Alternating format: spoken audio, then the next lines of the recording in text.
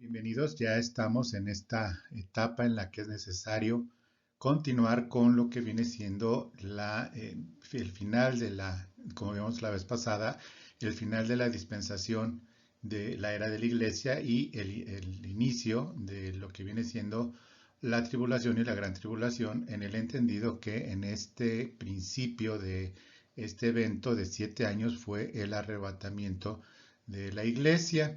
Pero en el transcurso de estos 7 años divididos en dos, 3 años y medio iniciales y 7 años, 3 y medio años posteriores, vemos la aparición de un personaje, que de hecho son dos y no solamente uno. Sin embargo, lo explicaremos en esta sesión, que se llama, como puedes ver, el hijo de perdición que habrá de venir. Y habla lo que comúnmente se entiende o se conoce como el anticristo. Para esto, pues es muy importante hacer varias aclaraciones que las pondremos en el contexto adecuado para poder entender que hay mucha información al respecto, hay mucha, sobre todo, especulación, dado que la palabra de Dios nos dice hasta donde nos quiere y debe decirnos, según la perspectiva de Dios, al respecto de este personaje que habrá de aparecerse en su momento,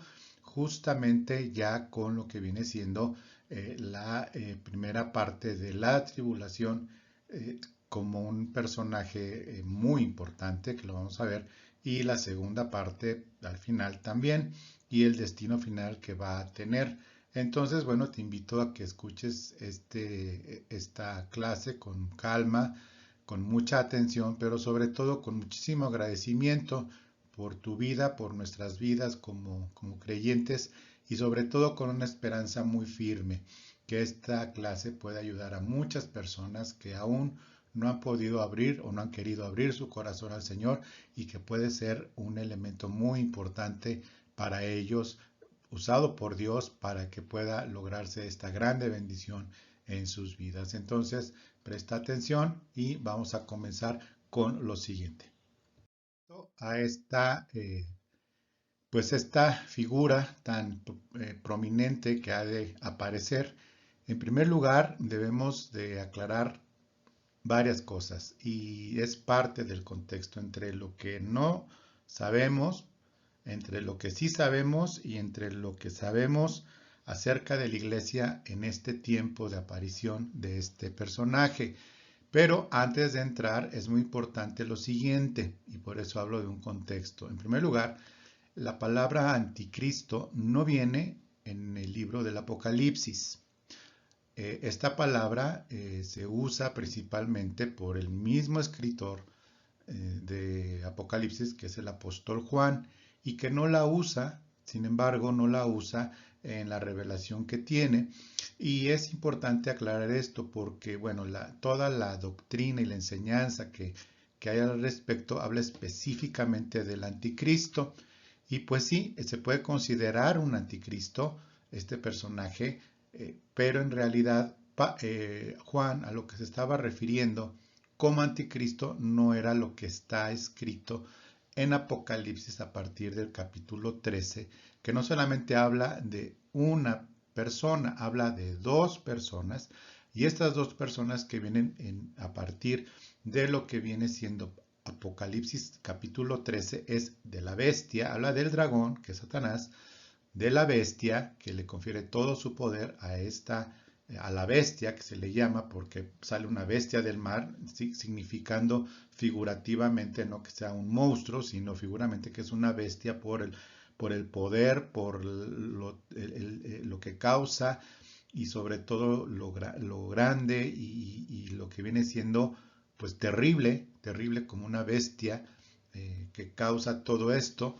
Y habla de un segundo personaje que es un falso profeta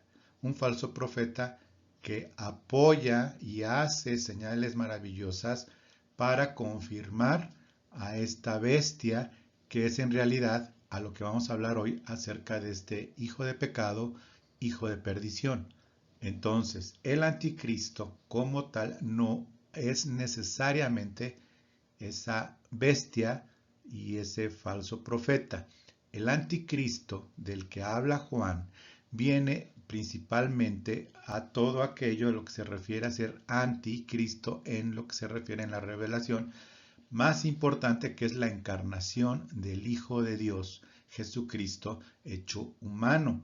Y entonces en este contexto sabemos que en Primera de Juan 2, versículo 18 dice: hijitos, ya es el último tiempo y según vosotros oísteis que el anticristo viene, y hablando de una persona, el anticristo viene. Así ahora han surgido muchos anticristos.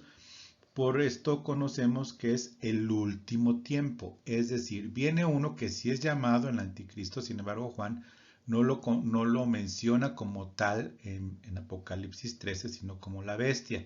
Sí reconoce uno, pero que dice antes, por el tiempo final vendrán muchos anticristos. En el capítulo 4 de la misma epístola, carta, dice en el versículo 3: y todo espíritu que no confiesa que Jesucristo ha venido en carne no es de Dios, y este es el espíritu del anticristo, el cual vosotros habéis oído que viene y que ahora ya está en el mundo. Obviamente, cuando dice ya está en el mundo, está refiriéndose a lo que Pablo desde antes dijo que estaba ya en marcha, el ministerio de iniquidad, como lo vamos a ver, y está hablando de un espíritu, no de una persona. El mismo Juan, en su carta en segunda de Juan, en el versículo 7, segunda de Juan 7, es un solo capítulo, dice de la siguiente forma: porque muchos engañadores han salido del mundo, por el mundo, que no confiesan que Jesucristo ha venido en carne. Quien esto hace es el engañador y el anticristo. Muy bien.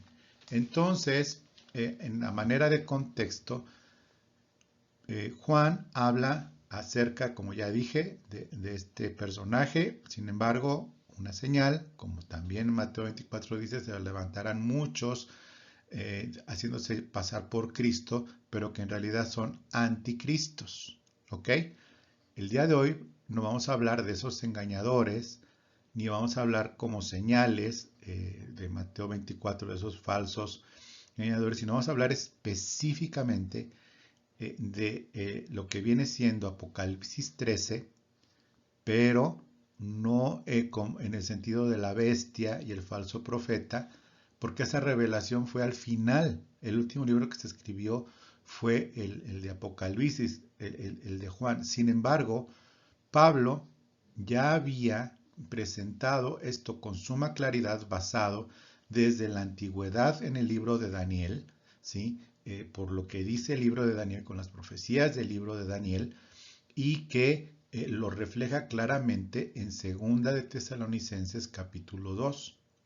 Para entender entonces y poner en el contexto adecuado, nos vamos a referir en esta clase específicamente con Segunda de Tesalonicenses capítulo 2, y de ahí entonces ya podremos ir hablando con claridad lo que no sabemos acerca de este personaje, lo que sí sabemos y lo que sabemos de la iglesia en este tiempo. Muy bien, vamos a comenzar con lo que sí sabemos. Sí sabemos varias cosas. La primera y la más importante es que esta revelación acerca de este personaje que representa a Satanás en carne, tratando de simular lo mismo que Dios hizo con su Hijo Jesucristo al enviarlo a salvar al mundo. Satanás se le permitió tratar de imitar lo mismo, pero desde el Edén, presentando esto para que se pudiera cumplir lo que pasó en Edén. Vamos rápidamente a Génesis 3, cuando ya termina una dispensación de la inocencia y comienza la segunda dispensación que ya vimos, la de la conciencia. Hay un evento cuando come y traicionan a Dios, Adán y Eva, incitados por Satanás. Vienen las diferentes consecuencias. Y en el versículo de Génesis 3, versículo 15 dice, y pondré enemistad entre ti y la mujer, y entre tu simiente y la simiente suya, esta te herirá en la cabeza y tú la herirás en el calcañar. Esto se lo dijo a la serpiente. Bueno, lo primero que debemos de saber es que la simiente viene del varón. No le dijo a Adán de tu simiente, le dijo a la mujer y de tu simiente. La simiente que hace referencia al semen, a la sementera, pero principalmente al semen, pues obviamente se lo dice a la mujer y todo el mundo se queda pues, pensando la simiente de la mujer. La mujer no es quien pone. O sea, la mujer no hace que se transmita el pecado porque finalmente eso es del hombre por la simiente de Adán. Por eso todos nacimos en pecado, ¿ok? Alejados de Dios y muertos espiritualmente. A Eva le dice de la simiente de la mujer, y pondré enemistad entre ti y la mujer, y entre tu simiente y la simiente suya. Esta te herirá en la cabeza y tú le herirás en el calcañar. Entonces, ¿qué tiene que ver esto? Tiene que ver mucho. La simiente de la mujer aparece y se cumple en María. María, como vemos en el Evangelio de Lucas, le es anunciado, ¿sí?, que dará a luz un hijo cuyo nombre será Emmanuel, Dios con nosotros, que Salvador, ¿sí?, y que daría luz a las naciones y demás. Todo lo que hemos visto, lo que puedes leer en Lucas, en el nacimiento de Jesús. Bueno, esta simiente entonces es Cristo. Y aplastará la cabeza al final de los tiempos de la serpiente antigua, como dice en Apocalipsis, que es Satanás, pero aplastando a este personaje que es de la simiente, entre comillas, de Satanás. Dice, entre tu simiente, la de Satanás, y la simiente de ella, y esta tú la vas a herir en el calcañar, es decir, en la cruz, pero esta simiente de ella, que es Cristo, te aplastará la cabeza. Entonces, físicamente hablando, este personaje es de la simiente de Satanás, y por eso, como lo veremos en nuestro estudio de Apocalipsis posteriormente, veremos que cuando lleguemos al capítulo 13 de Apocalipsis, acerca de esto ya mucho más detalle. Pero es muy importante este contexto y también lo que sí sabemos. Lo que sí sabemos es que este inicuo no sale de la nada, es decir, no hay una explicación previa. Desde el capítulo 3 de Génesis está la explicación de ambas simientes, de la simiente de la serpiente y de la simiente de la mujer, que es Cristo mismo, que fue engendrado por el Espíritu Santo sin la simiente de varón físicamente hablando, y por eso es que tenía que ser el nacimiento, tendría que ser engendrado en una virgen, mujer, sin la intervención de hombre humano físicamente para que se cumpliera de la simiente de la mujer. Sin embargo, ha puesto enemistad desde siempre, y por eso nacemos siendo enemigos de Dios los humanos, fuera de los caminos de Dios. No importa la moral, y es muy importante esto que lo tengamos. Entonces, este engendro de Satanás, literalmente, no significa que vaya a ser concebido por un demonio en una mujer físicamente. Eso es lo que intentó desde un principio en Génesis 6. No se logró ni se logrará, porque eso era solamente para el Verbo encarnado, para nuestro amado Jesucristo, para que le aplastara la cabeza. Significa que va a ser un hombre.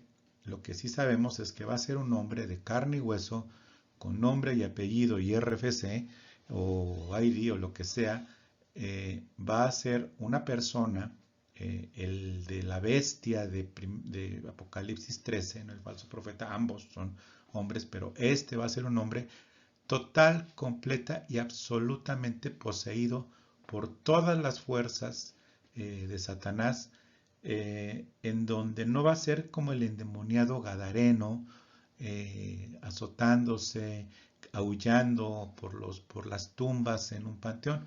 Va a ser un hombre profundamente satánico, totalmente disfrazado de ángel de luz, como dicen Corintios, con una sabiduría, con una claridad de pensamiento, con una característica muy particular que será amado y seguido y tendrá la capacidad de convencer a las personas, a los líderes políticos, aún a los más antagonistas entre ellos, por lo que vamos a leer en 2 Tesalonicenses, va a tener la solución a los problemas de esta humanidad. ¿Ok? Entonces lo que sí sabemos, como ya le dije, como ya te dije, es de carne y hueso, es una persona, es la simiente de Satanás y tiene un propósito muy particular. Vamos a pasar entonces a lo que no sabemos.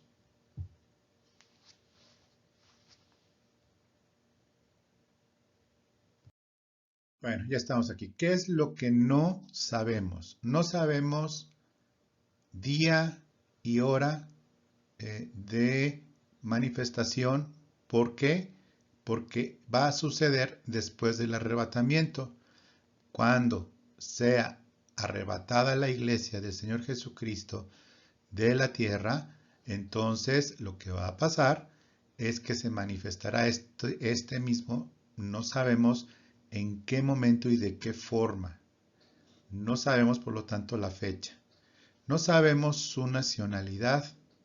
Muchos eruditos de la Biblia, actuales y antiguos, de hecho, lo ubican como que debería de ser de nacionalidad israelita, y que debería de ser de la tribu de Dan, porque no se menciona en el Apocalipsis como de las 12 tribus de Israel, ni tampoco se habla de que parte de los 144,000, los 12,000 que corresponderían a la tribu de Dan no aparecen, sino ya aparecen los hijos de José, de las tribus de Judá, dentro de los 144,000 en Apocalipsis.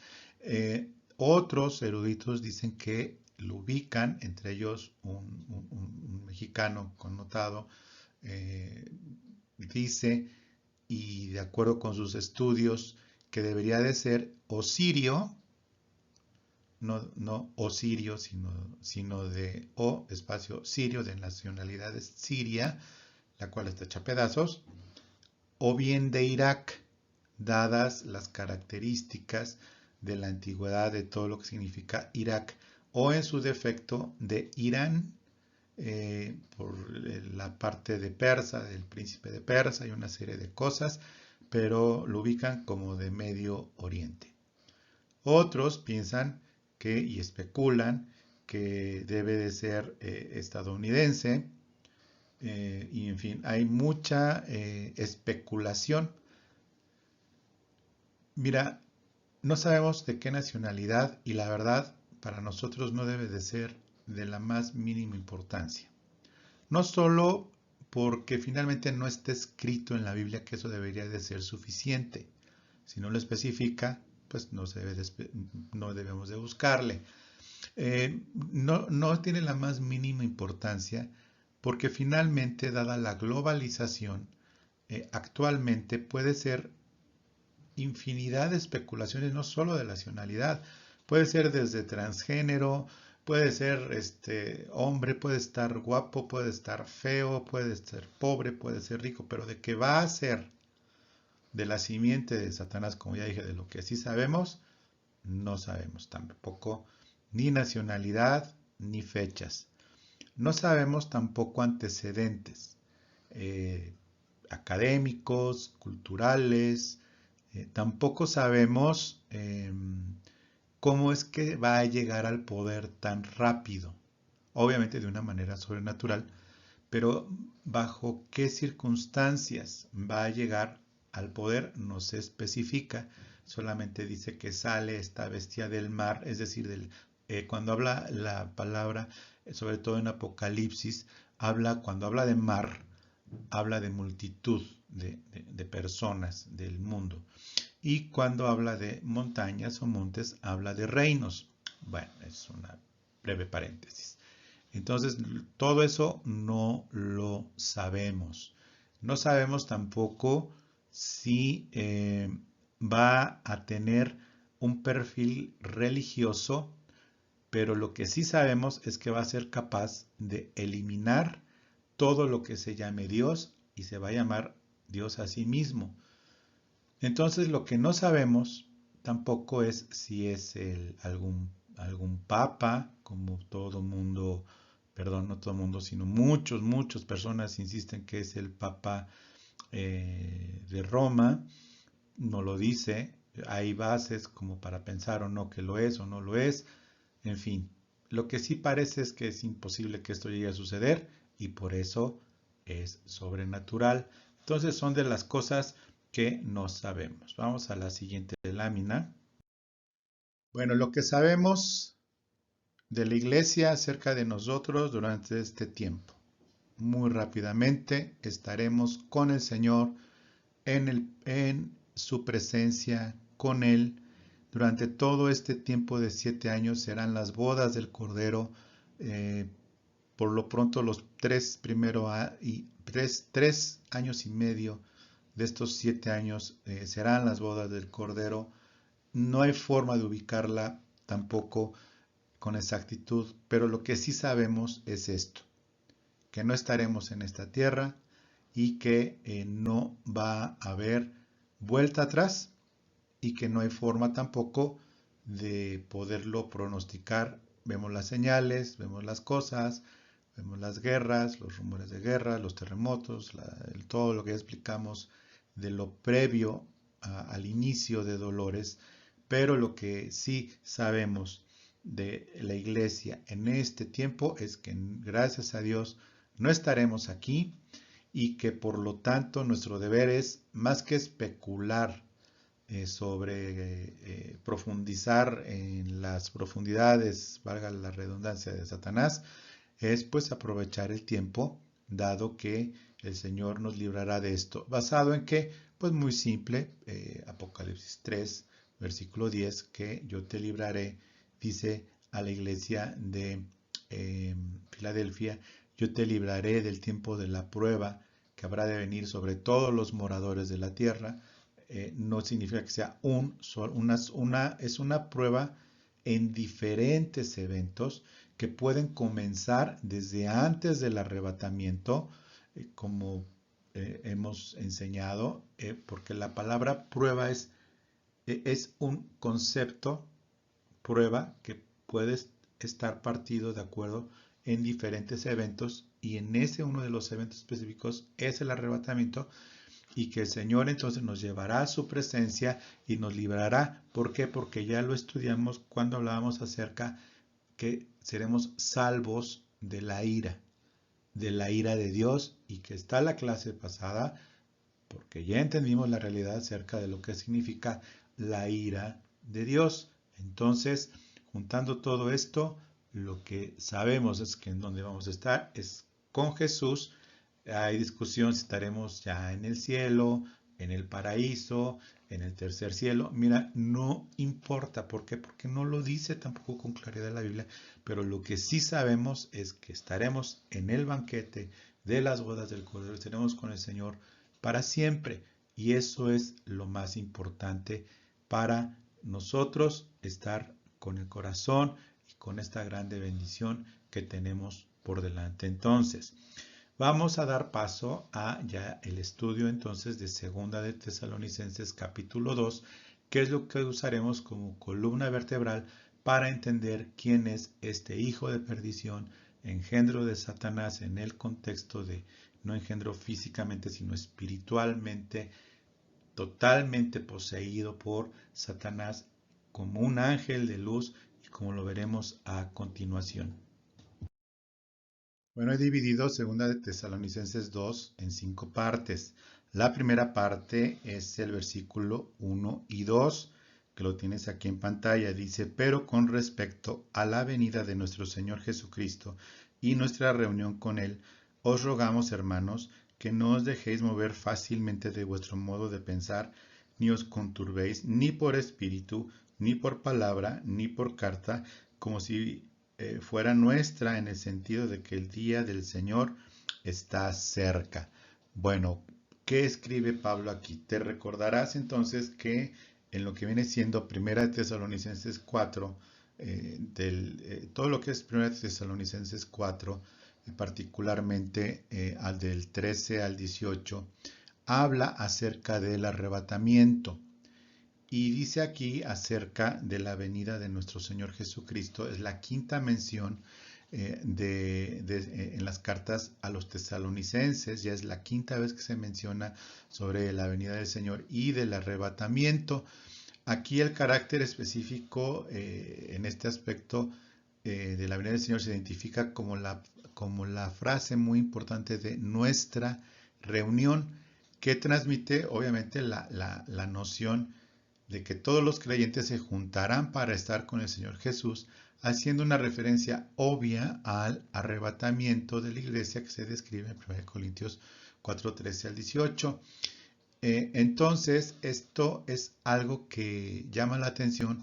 ¿Por qué la insistencia? Bueno, la insistencia es porque acerca de no moverse, no dejarse mover tan fácilmente, este término habla acerca de, por ejemplo, de un terremoto eh, que, que mueve las cosas, ahora sí que se les mueve el piso, y también habla acerca de este concepto, no mover fácilmente, de una embarcación que se soltara de su ancla en medio de una tormenta, es decir, que de donde estaban agarrados esa barca, ese barco se movió y se removió y por lo tanto causó este movimiento violento. Por eso hace referencia tanto a un terremoto como a un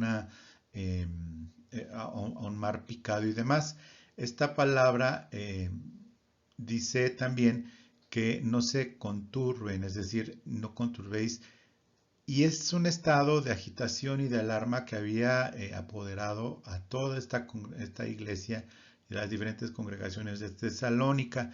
¿Por qué? Porque habían recibido una carta con la firma de Pablo, en donde se decía que el día del Señor había llegado y que lo estaban viviendo y que entonces tenían que hacer una serie de cosas. Esto trajo, pues, por un lado, temor, desánimo, confusión, pero sobre todo incredulidad, porque decían, es que no puede ser el mismo Pablo, que por un lado nos enseña acerca que están separados el día del Señor como el día de Cristo, pero relacionado con el día de Jehová, que ya lo estudiamos, y por otro lado, lo del arrebatamiento, entonces no sabemos si ya pasó el arrebatamiento y ni nos enteramos. El Señor ni siquiera se acordó de nosotros. Por eso dice, no os conturbéis ni por espíritu, ni por palabra, ni por carta como fuera nuestra. Ahora, lo que te acabo de explicar, que recibieron la carta. Pero usa dos palabras previas, por espíritu, ni por palabra, ni por carta. Está separando tres cosas. Sí, hay espíritus engañadores, siempre hablando acerca del arrebatamiento como algo ficticio, algo que no debería de ser, porque no es justo por parte de Dios de llevarse a unos y dejar a otros. Menos es justo de dejar a unos que se llaman cristianos, pero que en realidad no lo son, y cómo no se los va a llevar si se llamaron cristianos. Y todos esos pensamientos son de espíritu, haciendo que las personas se confundan, se desanimen y se engañen. Obviamente ya no diciendo que ya fue el arrebatamiento, hace un siglo probablemente, y en este tiempo más, porque ahora pasa algo y a los minutos ya se sabe a nivel mundial, ¿ok? Pasa una cosa, imagínate que cuando desaparezcamos millones de personas de la Tierra y que se vacíen las urnas y se vacíen sepulcros de cristianos piadosos, pues obviamente esa noticia va a correr por todo el mundo en minutos y todo el mundo va a saberlo, que tenga acceso a redes sociales, por supuesto. En estos tiempos no había eso. Bueno, entonces lo de por carta, pues queda, ahora sí que descartado, ¿verdad? Porque ellos pues no sabían lo que pasaba ni siquiera del pueblo de enfrente, si no venía alguien y les contaba. Bueno, pero es muy importante que por carta queda, pero por palabra hay infinidad de personas. Una persona predicó, un predicador muy famoso antes de la pandemia predicaba que él no quería que fuera el arrebatamiento porque era injusto que ya fuera y que él no quería que fuera el arrebatamiento hasta dentro de miles de años porque había mucha gente por salvar y que sería muy egoísta por parte de Dios, perdón, que ya fuera el arrebatamiento. Pues qué, qué lindo, ¿no? Es más bueno que Dios. Eh, y pues al pretender ser más bueno que Dios, pues obviamente está siendo engañado, y si no engañado, convencido, o a lo mejor ni hizo falta un demonio para que dijera esto acerca de, por palabra de otros. O el descrédito que hay en doctrina acerca de que el arrebatamiento, como ya hablábamos, sería al final de la tribulación. Pues ya para qué, ¿no?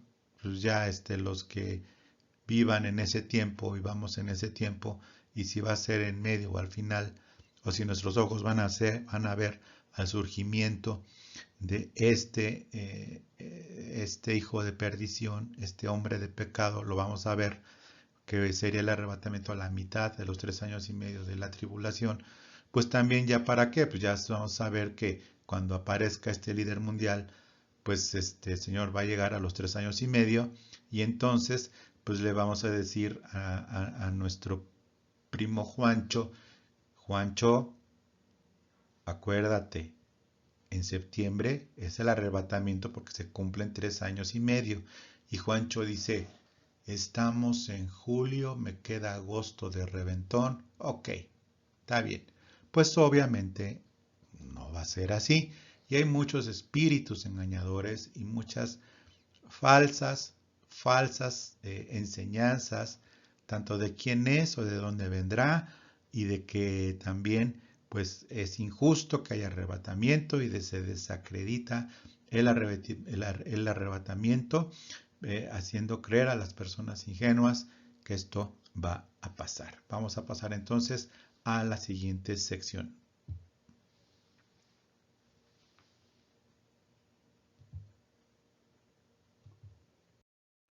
Segunda de Tesalonicenses 2, 3 y 4.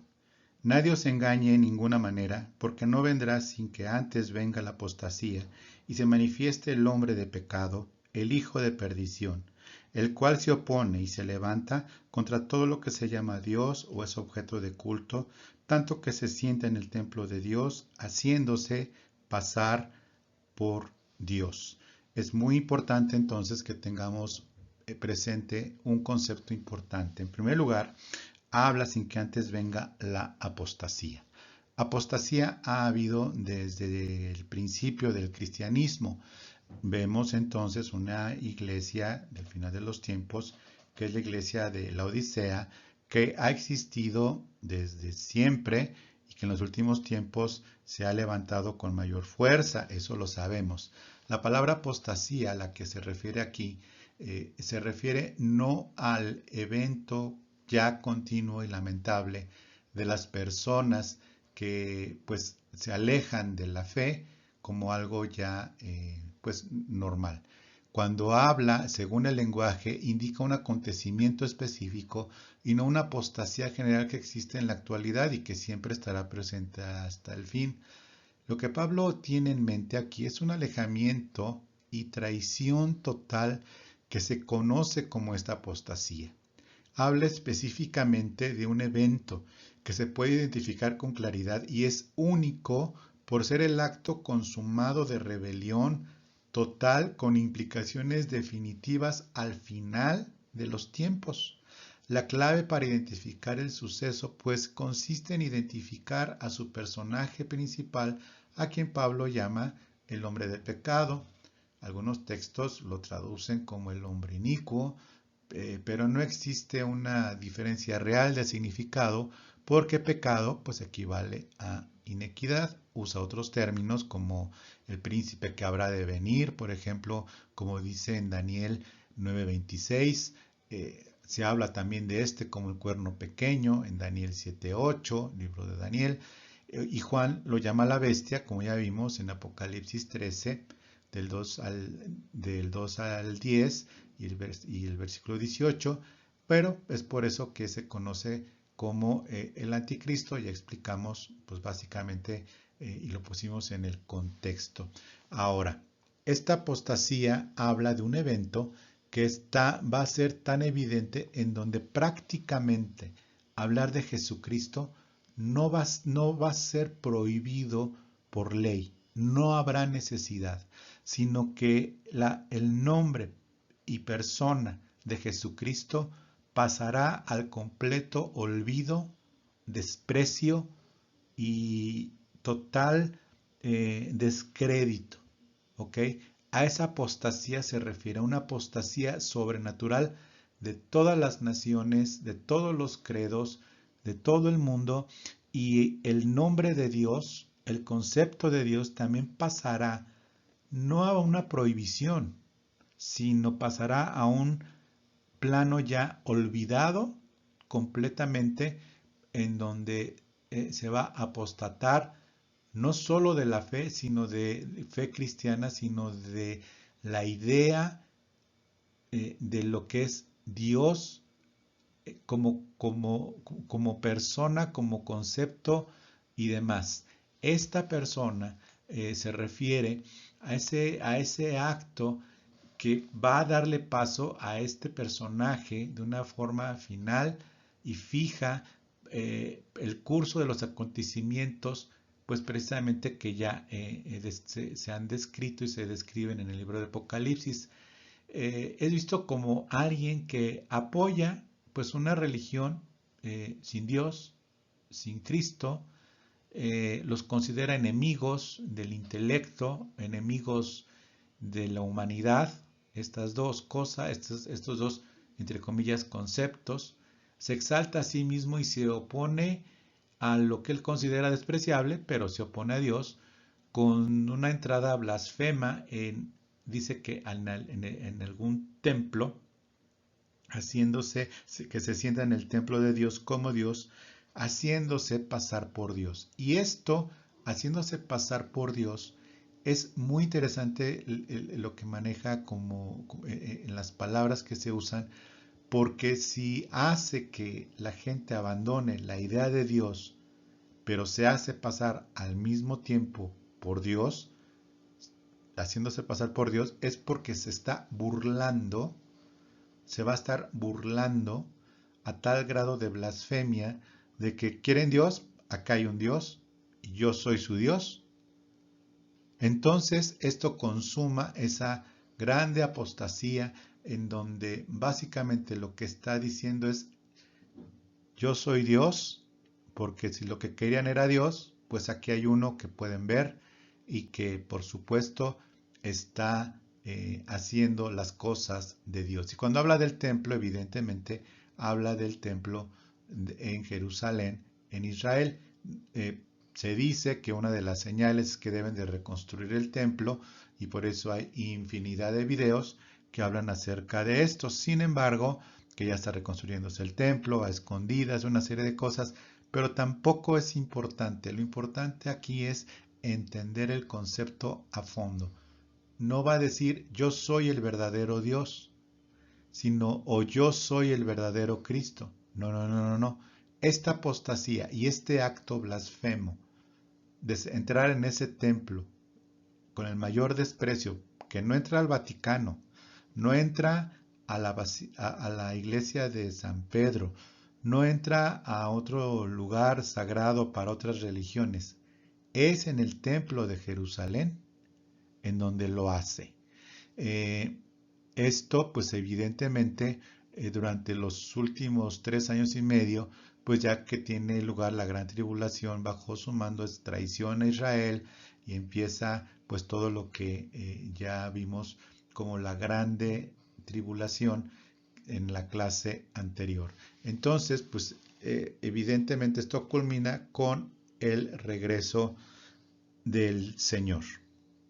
Filipenses 2, del 5 al 8. ¿No os acordáis que cuando yo estaba todavía con vosotros os decía esto? Y ahora vosotros sabéis lo que lo detiene a fin de que a su debido tiempo se manifieste, porque ya está en acción el misterio, misterio de la iniquidad. Acuérdate que misterio, pausa, significa algo que está velado y que en el tiempo de Dios se descubre, se devela, se manifiesta. Vamos a seguir. Solo que hay quien al presente lo detiene hasta que él a su vez se ha quitado de en medio. Y entonces se manifestará aquel inicuo a quien el Señor matará con el espíritu de su boca y destruirá con el resplandor de su venida. Este ministerio, entonces, este misterio está siendo manifestado ya. Y es mucha la especulación acerca del versículo 6 de lo que lo detiene. A estos tesalonicenses ya habían sido enseñados al respecto y sabían qué es lo que detenía la venida de este anticristo y por eso estaban tan confundidos. Si bien Pablo no hace mención específica de ese personaje y como resultado, pues ha dado lugar a muchas interpretaciones de qué es lo que lo detiene en los versículos 6 y 7. Y hay varias. La primera es que lo detiene es el gobierno humano como dispensación de gobierno humano. Suena. La segunda, la predicación del evangelio. La atadura de Satanás. La providencia de Dios. Esa suena más. El Estado judío. No. Y aquí vienen dos. La iglesia y el Espíritu Santo. Incluso hasta mencionan que tiene que ser quitado de en medio el arcángel Miguel, tiene que ser quitado de en medio para que entonces ya pueda manifestarse este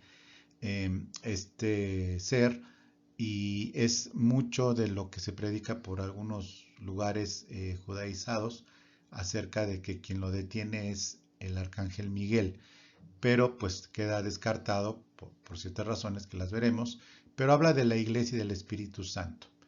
Bueno, la fuerza que detiene la revelación del anticristo descritos en los versículos 3, 4, 8 y 10, como le llaman anticristo, pues en primer lugar tiene que ser en la plenitud de su apostasía y maldad y debe de tener mucho más que poder humano o angelical, el poder que impide a Satanás traer la apostasía final y la manifestación de ese falso Cristo a quien posee por completo, tiene que ser algo sobrenatural.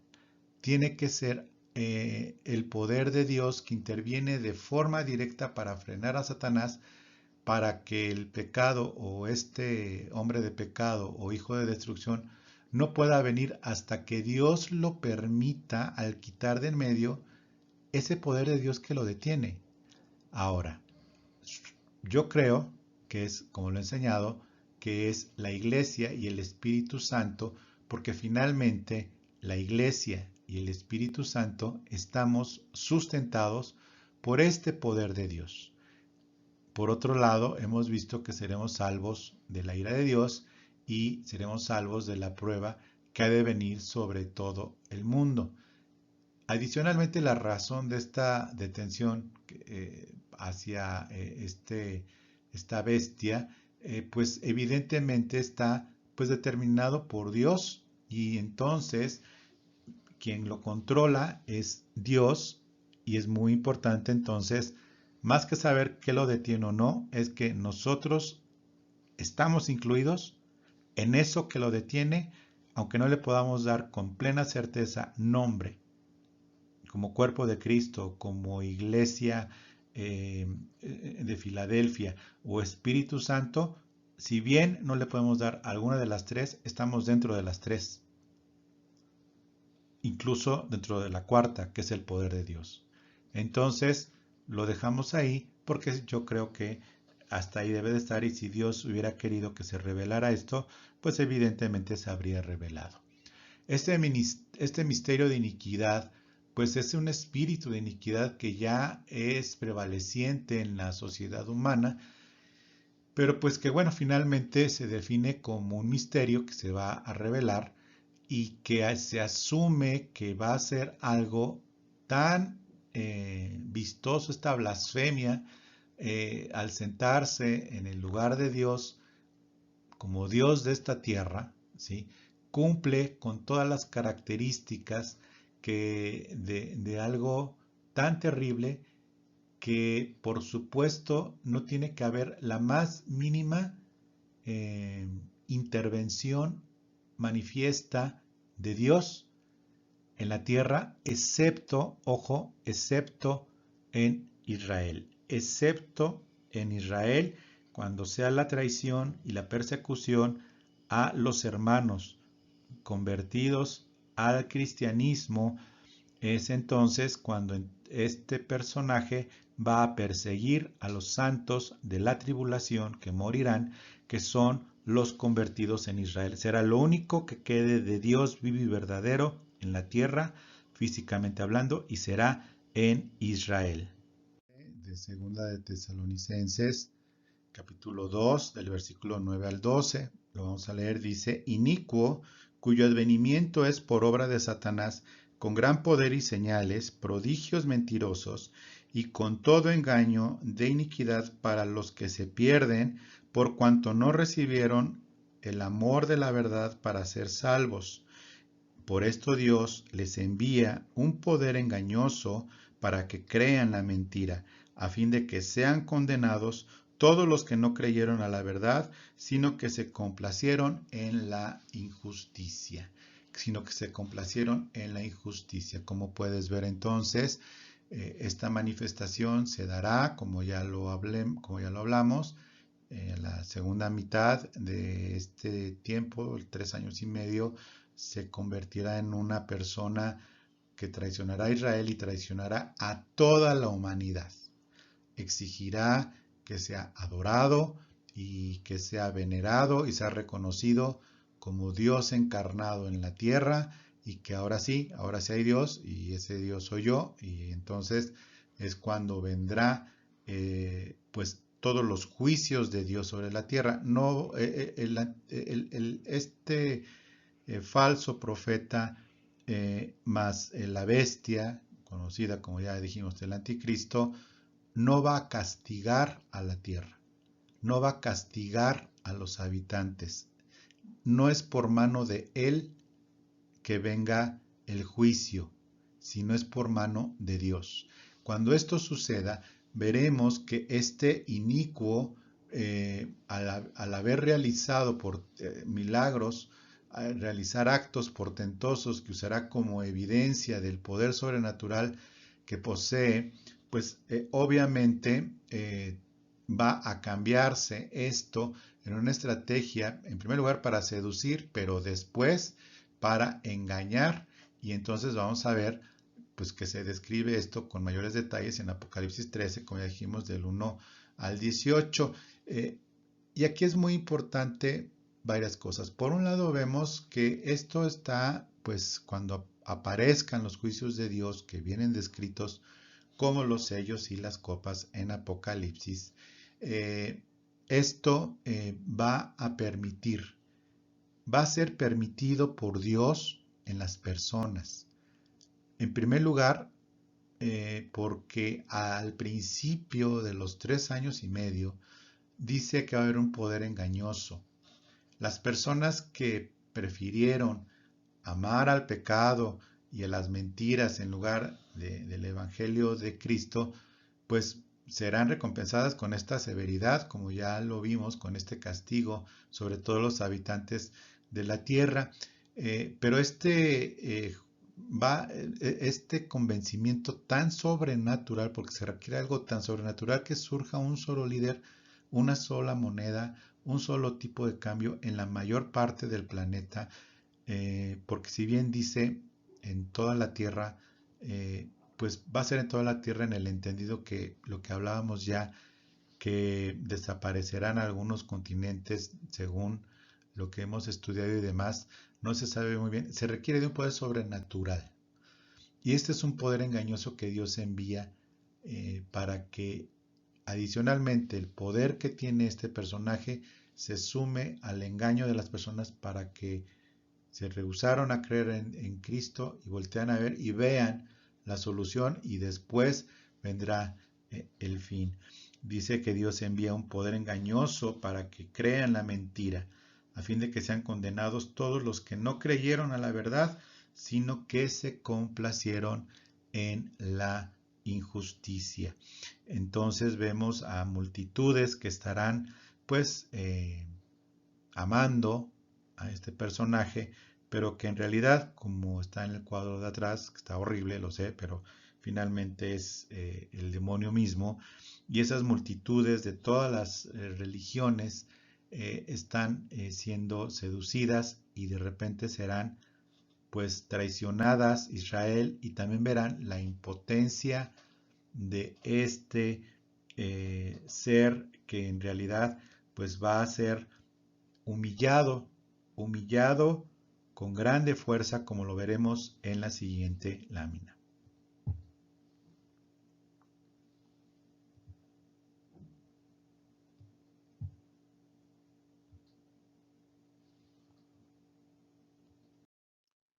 Bueno, antes de leer la quinta y última parte de 2 Tesalonicenses 2, del 13 al 15, te voy a recordar el versículo 8 de esta misma carta. Dice, y entonces se manifestará aquel inicuo a quien el Señor matará con el espíritu de su boca y destruirá con el esplendor de su venida. Es a lo que me refería precisamente, que el Señor mismo lo humillará frente a todos y en su venida matará a este, como viene especificado en Apocalipsis, donde este ser será entregado para ser llevado a lo que es ya el castigo. Al manifestarse, dice que el Señor mismo lo matará, su muerte ocurrirá por la mano de Dios, como se habla esto en Daniel 7:26 y Apocalipsis 17:11. Y este hombre, al lado de su socio, que ya vimos que es un falso profeta, serán lanzados vivos en el lago de fuego que arde con azufre, donde quedarán separados de Dios por la eternidad, como dice Apocalipsis 19:20. Bueno, entonces ya podemos, con este entendido, que ya fue pues descartado, fue matado por la mano de Dios directamente, ya podemos leer entonces la última parte que dice, pero nosotros debemos de dar siempre gracias a Dios respecto a vosotros, hermanos amados, porque el Señor, lo vuelvo a leer, hermanos amados por el Señor, de que Dios os haya escogido desde el principio para salvación, mediante la santificación, por el poder y la fe de la verdad, a lo cual los llamó mediante nuestro Evangelio para alcanzar la gloria de nuestro Señor Jesucristo. Así que, hermanos, estar firmes y retener la doctrina que habéis aprendido. De retener la doctrina que habéis retenido, sea por nuestra presencia, por nuestra carta, etcétera. Bueno, pues aquí es muy importante esto para terminar. En primer lugar, que Pablo estaba seguro de estos hermanos, porque en primer lugar lo consultaron con Pablo antes de abandonar la fe, desanimarse o enojarse. Y esto es algo que nosotros debemos de aprender. Antes que cualquier otra cosa, debemos aprender esto. No dejarnos llevar por la primera impresión, sino estudiar, preguntar, informarnos, entender de qué se trata todo esto, no dejarnos llevar por tanta información que ahora hay, sobre todo por este medio por el cual estás viendo esta clase y otros tantos más. Y que no olvidemos esto, somos escogidos de Dios. Y como escogidos de Dios es nuestra única base legal, emocional, mental, espiritual, que tenemos que al ser escogidos de Dios y al librarnos de la ira de Dios, nosotros debemos de actuar en consecuencia de una manera clara y precisa. ¿Para qué? Para salvación mediante la santificación por el Espíritu y la fe en la verdad.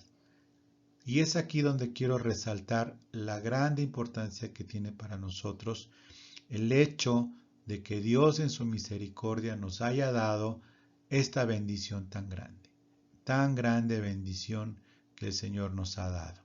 Y es que al ser escogidos, tener acceso a la verdad, que es la doctrina. La doctrina de Cristo, la verdadera doctrina que está en la palabra de Dios, bien interpretada, y debemos de perseverar en los hábitos, debemos de perseverar en esto.